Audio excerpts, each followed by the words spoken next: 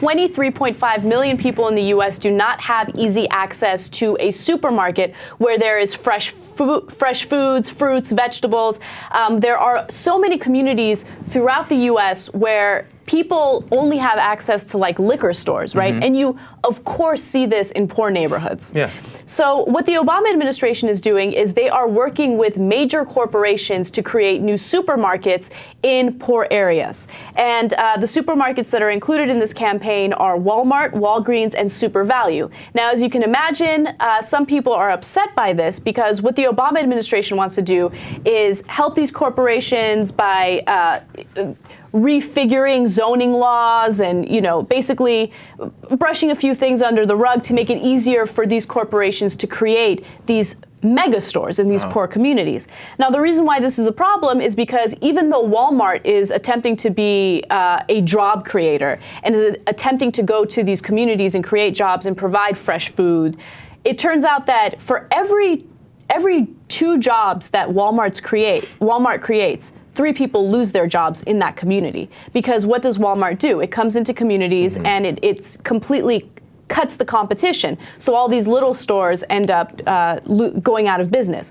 But what's even more worse than that is, yeah, you can build a supermarket in a poor area. It doesn't mean that people that live in that area will have the money necessary to purchase the fresh food. Well, I mean, and it sounds like that's the reason they're going with the whole Walmart thing, because that is one of the reasons why it pushes out so many other businesses is because of the pricing that they go with. And then it's like a catering towards a certain neighborhood or a lower class neighborhood that doesn't have the same kind of income that other areas do. So they can't afford certain grocery stores that are just specific organic, say, grocery stores where they can't get good food for that price, which is why Walmart comes into the picture. So it's the first thought that came. And then, so when they call these places, what, food deserts? They call these areas food deserts, a place where the community does not have easy access to fresh fruits and vegetables. Right. So when you have that kind of, when you have that situation, at least from what they describe it as, the second thought at least that came was, well, maybe these areas don't have 3 jobs that are getting pushed out. If the only thing there is a liquor store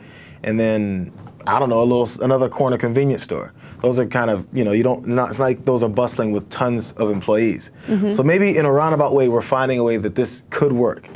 What the government has failed to do in terms of these food deserts is they've failed to acknowledge these local stores and these local establishments that are attempting to provide the foods that these communities need. And they offer these foods at a cheaper price, right?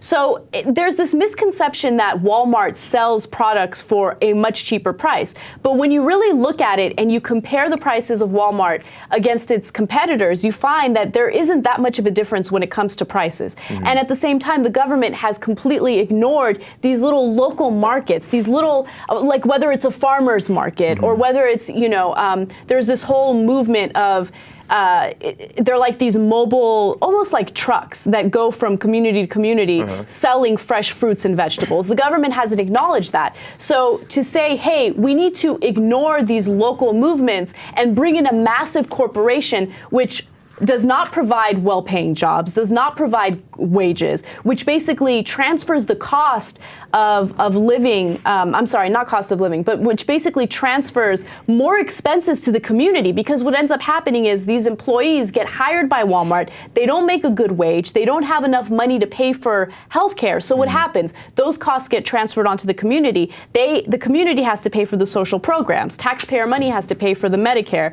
and you get the picture, right?